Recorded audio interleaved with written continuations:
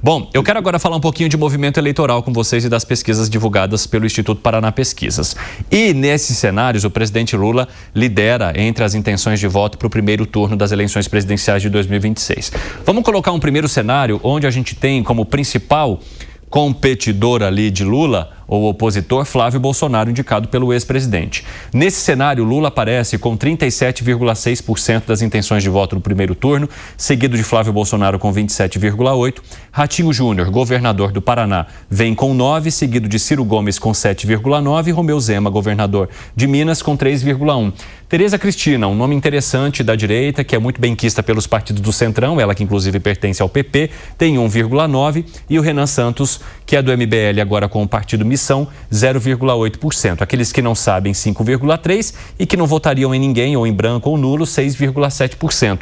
Lembrando que Tereza Cristina era um nome que o PL queria muito lá atrás, na eleição de Jair Bolsonaro, na tentativa de reeleição, para ocupar a chapa com o ex-presidente, porque o PL entendia que Tereza Cristina era um nome que traria votos diferentes do que conseguiria Braga Neto para aquela chapa, exatamente porque Braga Neto e Jair Bolsonaro tinham praticamente o mesmo eleitorado, enquanto Tereza Cristina poderia atingir um pouco mais as mulheres e os votos também de centro, um desejo do PL que não foi atendido pelo ex-presidente Jair Bolsonaro, que manteve o Braga Neto ali na chapa, acabou perdendo então para o presidente Lula no segundo turno. Mas aqui, a gente já vê uma certa competitividade do Flávio Bolsonaro em comparação com o que se esperava ou com o que se estimou ali lá atrás quando houve a indicação. Como é que se avalia esses números aqui, hein, Bruno Moza? Bom, eu vou manter minha linha de raciocínio e linha do que eu venho falando desde os últimos tempos. Eu acho que o cenário está completamente em aberto, mas diferente do que uma boa parte das pessoas acreditam, que de repente pode ser o Flávio Bolsonaro um balão de ensaio, eu acho que ela cada vez caminha para ser uma candidatura mais real. Os números dirão, alguma coisa pode aparecer, na política a gente não sabe de absolutamente nada, essa candidatura pode crescer muito, aparecendo algo do outro lado, ela pode cair, aparecendo qualquer outra coisa que comprometa a imagem do Flávio em si. Assim, estou falando que está tudo em aberto, tá? Então, esse é meu grande ponto. E mais uma vez eu bato numa grande tecla, a parte das pesquisas. Assim como eu bato na parte matemática, quando é algo que, por exemplo, está crescendo à esquerda, eu também vou fazer aqui, não é porque eu me encontro mais no espectro da direita que eu farei isso. Eu acho que as pesquisas, elas podem induzir ao erro de todos os lados, a depender do contratante, a depender da mensagem singela como ela é colocada, a depender de onde você vai fazer essa pesquisa, a cara que o entrevistador faz ao pesquisar, ao entrevistado, qual é a ordem cronológica das respostas.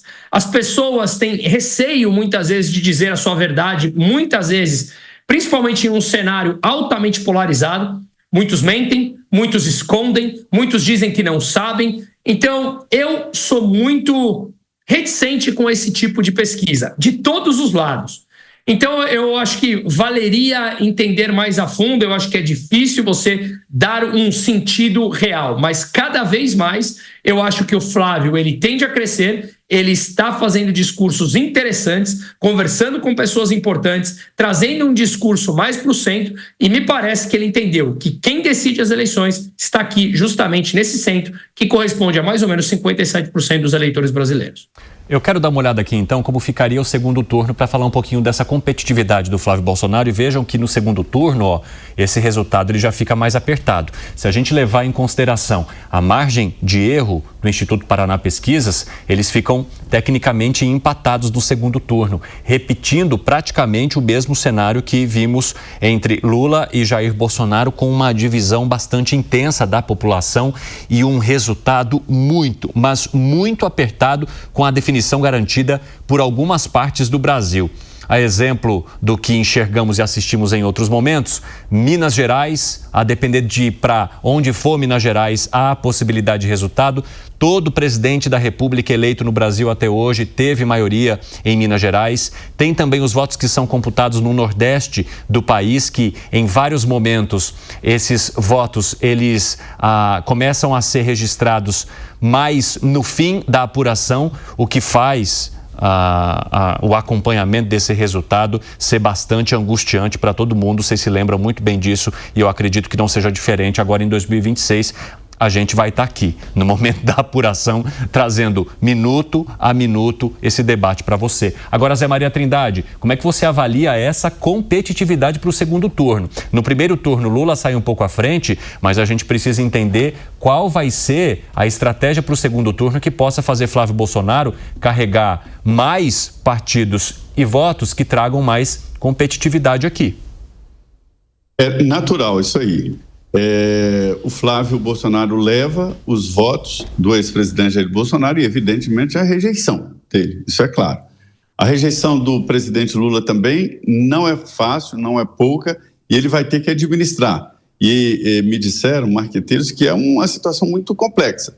É uma campanha, você tem que ganhar votos e não perder os votos que tem, porque se começar a fazer muito discurso para o outro eleitor, você perde a sua base eleitoral. Então, mostra exatamente que o Brasil continua dividido, polarizado, qualquer que seja o candidato.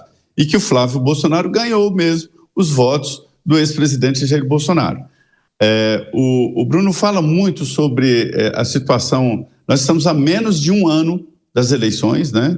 Nessa época já seria quase a posse do novo presidente eleito no ano que vem, né, em outubro. Então, bem menos de um ano das eleições e o quadro não está formado. Inclusive, pode entrar um novo candidato à presidência da República e a gente não sabe, pode acontecer. Veja que instabilidade o quadro sucessório está. E mais, o Flávio Bolsonaro, ele não é o Bolsonaro, ele é filho do Bolsonaro, mas não é o Bolsonaro. Ele pode fazer um discurso e mostrar aos liberais, centro-liberais, de que ele é mais confiável do que o pai, inclusive, de que ele pode gerir o Brasil de uma forma mais liberal, né? Ele pode crescer. Por que ele pode crescer? Porque quase ninguém conhece o Flávio Bolsonaro. Ele sempre militou politicamente no Rio de Janeiro, né? Como deputado estadual, nem foi federal e depois foi eleito senador na esteira do pai. Então ninguém sabe, mas o discurso dele pode pegar, sim, e pode arrastar esse público de centro-direita. É mais difícil, mas isso pode acontecer. Uma eleição assim, ela é decidida ali em detalhes.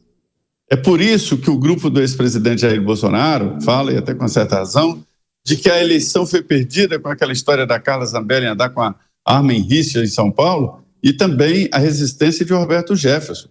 Não que os dois tenham aprovado no hecatombe, é porque a diferença era muito pequena. Eu vi projeções, Jair Bolsonaro ia ganhar se houvesse mais tempo de campanha, ele estava crescendo muito ali na reta final, né? Era a grande expectativa, e por isso é que eles entendem que o gesto da Carla e o Roberto Jefferson fez com que a campanha perdesse fôlego. Olha, e diante dessa situação, eu quero que vocês olhem agora para o cenário envolvendo Lula e Tarcísio de Freitas. Vejam que no primeiro turno, Lula sai com a mesma quantidade de votos, mas há uma competitividade um pouquinho menor de Tarcísio de Freitas, reforçando então que o apoio ao nome de Flávio Bolsonaro pode se tornar interessante para essa chapa que é montada pelo ex-presidente Jair Bolsonaro. Não necessariamente mais relevante ou importante para o Centrão, mas para Jair Bolsonaro sim, porque Tarcísio de Freitas aparece com 26,2%, mas se a gente levar em conta a margem de erro, eles estão ocupando o mesmo espaço. Aqui nesse caso, Ciro Gomes já aparece com 8,7%, Ronaldo Caiado com 5%, Romeu Zema ali na casa dos 3%, aí Tereza Cristina com 2,5% e o Renan Santos do Missão com 0,8%. Bruno Musa, agora 5h27, quem nos acompanha pela rádio, um rápido intervalo. Daqui a pouco espero vocês. Nas outras plataformas seguimos. Você entende que naturalmente, com a indicação do Flávio Bolsonaro, as pessoas já começam a traçar uma estratégia em torno do nome dele e já pensar e entender que Tarcísio de Freitas vai ficar mesmo aqui no estado de São Paulo, o que pode também fazer com que nas pesquisas a competitividade dele caia? Me parece que sim. E eu diria que as pessoas, elas costumam dar o nome, votar, dizerem quem votaria, sem atribuir o cargo. Então, o meu único receio é se, de repente, essa queda do nome do Tarcísio também seria uma queda nas intenções de voto dele como governador, aonde a gente trata como seria uma reeleição certa. Agora, se for nesse cenário que você está mencionando, Evandro, imaginemos que o Flávio consiga adquirir esses votos do centro, mostrar que ele será fiscalmente responsável, que combaterá o crime organizado, enfim, conseguir trazer as principais pautas e problemas do Brasil de hoje, que nos aflige tanto no nosso dia a dia, trazer esse voto do meio, se mostrar, digamos, mais ao centro, capturar todos esses leads, como eu sempre falo, e vencer as eleições. Tarcísio sendo reeleito em São Paulo com o restante dos governadores, o cenário do Brasil muda por completo.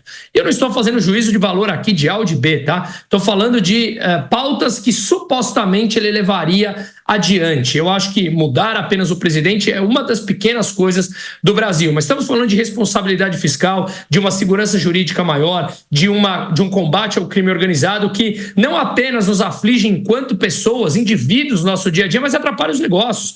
Quanto mais custa, por exemplo, para você fazer o seguro de uma empresa de logística para passar numa zona conflituosa do Rio de Janeiro. Tudo isso encarece o produto na ponta final, sem contar, obviamente, todas as inseguranças jurídicas que nós mencionamos. Então, aquele que conseguir capturar esse tipo de voto leva, me parece, com boa margem essas eleições, e nesse cenário apontado entre Lula e Flávio, obviamente o do Lula não é, porque ele já é o governo atual e vem fazendo justamente o contrário. Então, principalmente no campo fiscal, da irresponsabilidade fiscal, gastando mais do que se deve.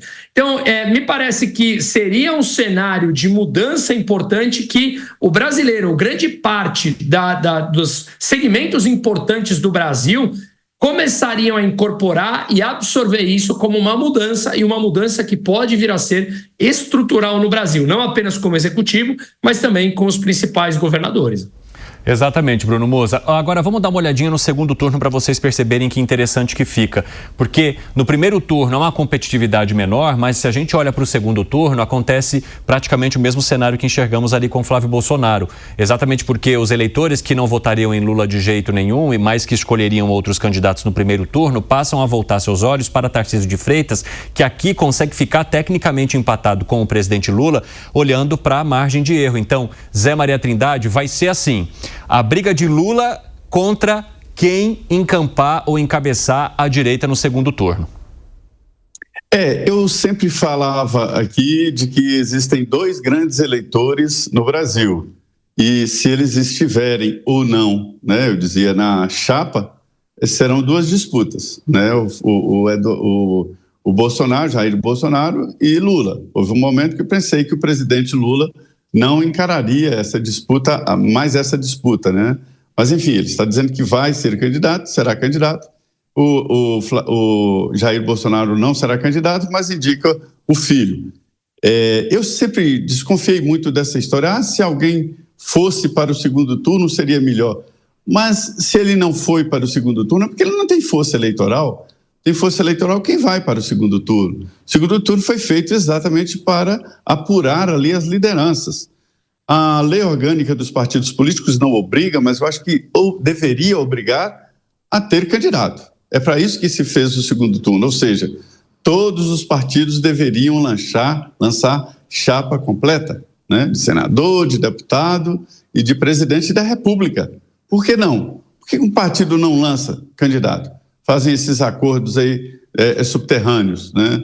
Tinha que lançar, não é obrigatório. E aí o segundo turno seria o confronto de acordos e tal. O que eu estou vendo de diferente na política dos últimos anos, e principalmente após o evento Jair Bolsonaro, é de que não adianta, por exemplo, eu vi a articulação em torno do nome do governador de São Paulo, Tarcísio de Freitas, reunir vários partidos políticos. Mas não adianta reunir os partidos políticos se os votos não vêm.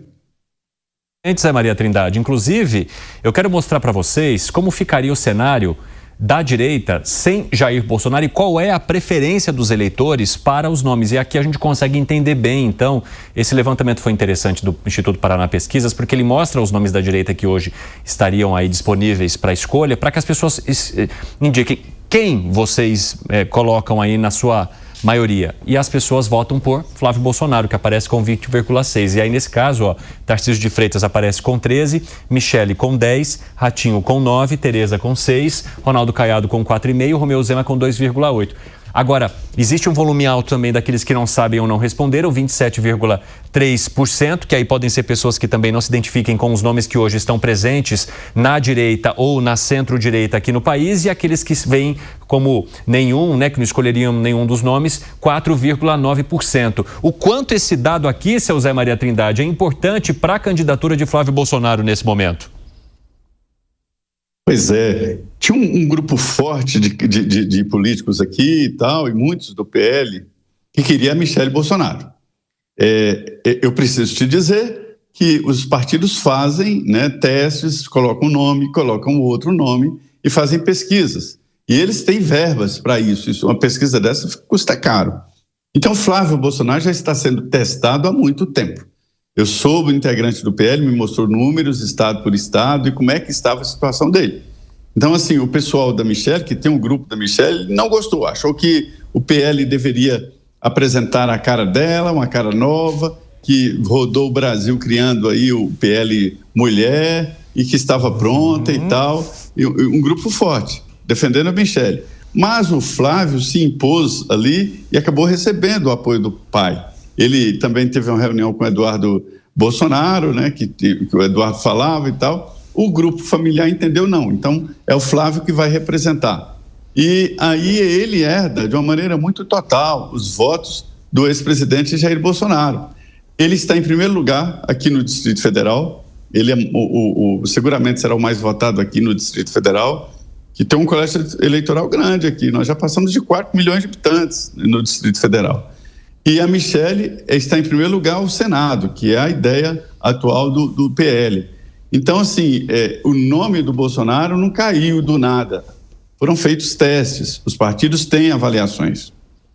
Exatamente, Zé Maria Trindade. E para você, hein, Bruno Musa, o que esses resultados indicam? E é interessante também perceber que aqui eles tentam fazer um teste com o nome de Tereza Cristina, né, que é uma representante forte do agronegócio no país e que poderia encabeçar também uma chapa. É um interesse que o PL demonstra até hoje. Nas várias conversas que nós tivemos com o Valdemar Costa Neto, ele fala muito da Tereza Cristina e do quanto ela seria importante para trazer um pouco do centro e do poder que ela tem também de negociação, de articulação, exatamente porque ela saiu muito bem avaliada como ministra da Agricultura e Pecuária lá do governo de Jair Bolsonaro. Mas aqui nessa pesquisa ela aparece com 6%, até porque o nome dela também não foi bastante projetado ainda para o cenário de presidência da República até aqui. Nós não acompanhamos pesquisas que trouxessem o nome de Tereza Cristina dessa maneira. Agora, é interessante a gente olhar aqui em relação a Michele, ô Bruno Musa, trazendo até na esteira do que estava explicando o Zé Maria Trindade, do quanto ela se torna competitiva em relação a Tarcísio de Freitas, porque se a gente levar em conta a margem de erro, eles estão praticamente empatados. E um ponto extremamente relevante, Evandro, da gente colocar aqui, é que a exceção do Flávio Bolsonaro como pré-candidato, todos esses nomes que constam aí, seja o Tarcísio, o Ratinho, a Michele, a Tereza Cristina, nenhum deles sequer são pré-candidatos ou estão se postulando ao cargo. O próprio Tarcísio vem falando que não, que apoiará o Flávio, e mesmo assim, eles sem entrarem em campanha e sem anunciarem, dizendo que não serão candidatos, ou a Tereza Cristina, por exemplo, que sequer abriu a boca a respeito do tema, já mostra um percentual relevante. Então, eu acho que isso é muito importante e vai direto ao ponto que eu mencionei ontem e venho mencionando ao longo dessa semana. O Lula, ele é um eterno candidato. Ele está aí há 30 e poucos anos, desde que ele perdeu as eleições de 89. Ele está ali no seu terceiro mandato agora, ou seja, ele não apenas está em campanha, como ele tem já a máquina na mão. E mesmo assim a intenção de voto dele continua estagnada e a rejeição não consegue cair daqueles níveis de 50% a 49%, que também é um altíssimo. Então, ao analisarmos, como eu sempre falo, que a gente analisa aqui no mercado financeiro é a perspectiva, isso não é só do mercado financeiro. Veja, aonde você vai pensar em investir o seu dinheiro?